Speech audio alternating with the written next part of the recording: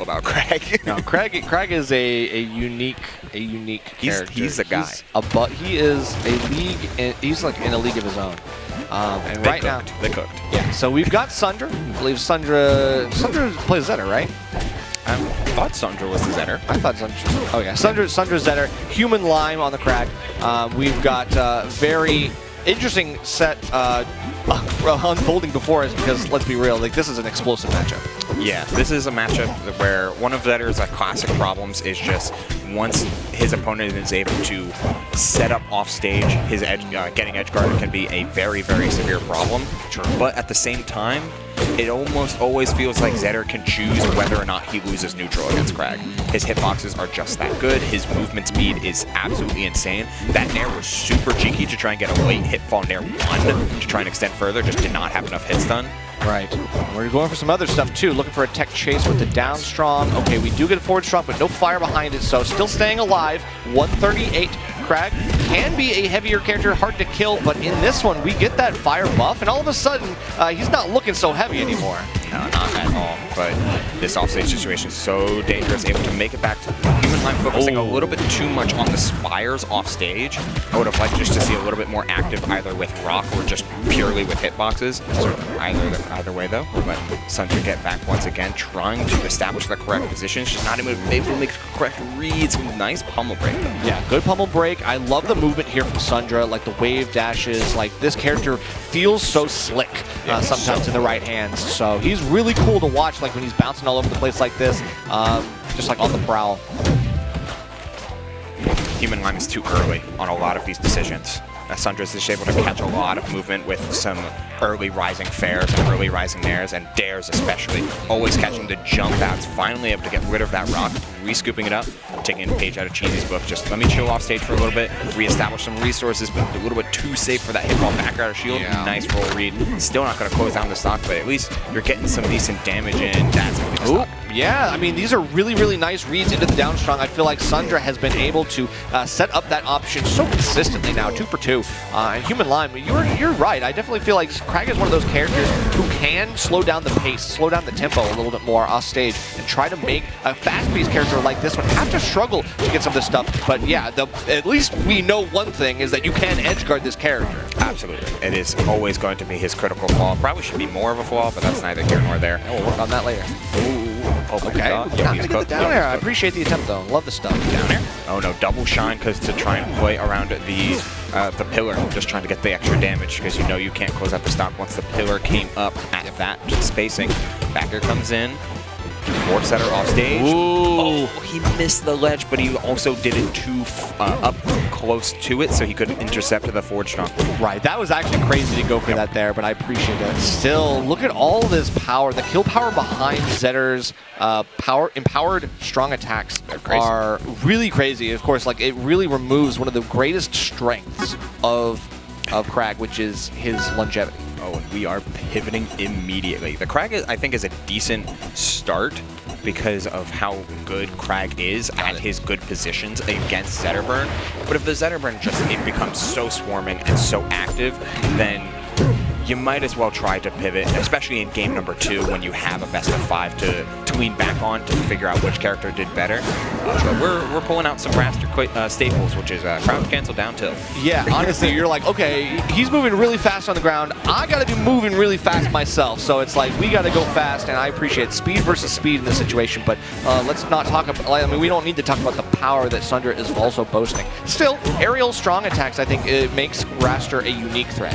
You just need to find the launcher. Like, we haven't found any launchers. One of the biggest things about Zetterburn is he's got the fastest move in the game in Shine. And that is always going to be a thorn in any character's side, especially ones that want to set up longer combo states. And then you want to stick in the air. That's where Hitfall backers come in. Zetter is just so good. Right. You have to find key ways to close out stocks early, or else he will outvalue you every single time. That's very true.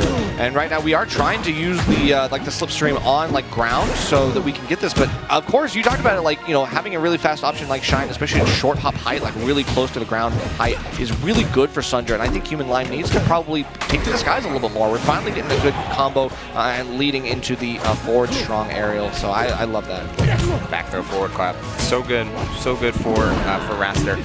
high risk, high reward kind of opportunities where it's seeing the instant slipstream set up, but instant crouch cancel and read the tech chase after. It doesn't close out the stock. Great DI here from Humanlime. Yeah, great DI. I'm still waiting. Oh, getting off the platform is a difficult part of the game sometimes, and Sundra lets it rip. A really nice empowered up strong. Very good stuff. Love the coverage, and that was a great call out. Yeah. I like how you bring that up though, Nerf, because like one of the biggest things that you'll see any player getting into Rivals is like, oh, the movement's so good, I want to do all these plat drops and runoffs and all this crazy stuff. And it's like, it's so good, it turns it back around to be frustrating because everyone starts playing around it. Right. Sometimes if you're not like sliding off the platform, it can be kind of sticky. Yeah. And it's, you know, it's not always the fastest to get yourself back off, and you do lose a little stage control when you retreat to that platform just a little bit, right? And obviously Sundra doing the right stuff, trying to keep the space as close as you can. This is good. Good DI. I like that a lot. That combo was super important, but you gotta force things horizontal against Zetterburn, and yeah, you're gone. So gone. So gone. I'm surprised we didn't see very much grab from Humanlime. Or from Humanlime. I feel like Wrastor down throw is really good. Like, we didn't get a whole lot of setups. There was one attempt to grab on a neutral get up, but I think the spot dodge immediately afterwards kind of threw a wrench in. Yeah, it is a little bit of a knowledge check on the Wrastor down throw because you can tech it, and it is a consistent single tech timing. However, you got to make your opponent prove it, right? This is a tech chase game. Like, honestly, so much of these like winning interactions come down to effective tech chases, as we're already seeing in game number 3. Sundra coming alive yet again. Yeah, or a tech chase patch at least. Who knows if they're going to change anything. But in this beta, for sure, RTC is still very, very strong. So tries for an extra layer with that delay time. Do it again. Well, good tag. He grabbed ledge. That was so good for Sundra. Getting back and grabbing ledge so quickly. And Humanlime tried to get the double, but it wasn't enough. Attempted a parry as well. We're looking for a down strong, and it worked in the last game, so Humanlime playing a little bit more patiently, not going to get caught by that easily, but this time overhanging the platform, like, seriously. He's so slick. So good. He's so slick. And then the shield drop into that forward air, finds one throw into the down tilt nair. You got to close out the stock here, and you do so. Nice, and of course, like at that distance from the wall, like you aren't able to take off that side, so you just fall straight to your doom. Yeah, here we go. Tries for the down throw, but there's that tech timing, and it does not leave you any time to get to that far-reaching out tech. You lose all the advantage, hence why the mix-up with Wrastor's back throw or up throw, these low percents, is so good. That's true. We did see a back throw on the initial grab, but I'm glad that we're at least seeing more attempts at grabs in this game. I think that Humanlime is recognizing, okay, this is my path to a win con, my low percent combos. I got to get some throw resets. And I'm enjoying the pace of play that Humanlime is playing at. Because remember I said in game 1, like, oh, he's being a little bit too quick, he's being a little bit too early. We're seeing a lot of delays, a lot of full hop pause into back air, a lot of jump out of shields that are a little bit delays, or just options that are coming out at slightly later timing. Sundra's starting to adapt to it, but it is giving him much more of a fighting chance because he's forcing Sundra to wait that extra hit. That is true. It is sometimes hard to whiff punish Zetterburn though, because he just like pokes you and runs away so effectively that it's just like, it's hard to like get something really good unless you're actually carte blanche with punishing. You need to actually have a preempted option. Or DI missing the tech chase, so back throw into forward clap, guaranteed thanks to the slipstream. Nice. Needs to finish, burns the air dodge, has the down air, no tech. Nice stuff from Humanlime to seal out his first lead of the set. Yeah, taking the path of least resistance for these edge guards, I think. Just going straight down and knowing that you can obviously recover if you miss. Like, there's no real threat. And you're just going to challenge that Firefox-like recovery. Oh, I love that. Full hop empty landing into jabs. Just like so much empty pressure there from Sundra. Instantly evening this game back up. Survival stock here from Humanlime, though, has to try and wrap up this game if he wants to see another. And we forced out the air dodge from Sundra, but quickly back on ground, we got a renewed vigor, and we are doing so much work here to get the fire, to get the damage, and we just need to get this good juggle. Like, these vertical combos have been pretty good this game for Humanlime, I'll give it up. Misses out the launcher on that jab 3. Has to set up instantly. Slipstream going so far, but the down air still connects. Great DI in order to survive the empowered strong.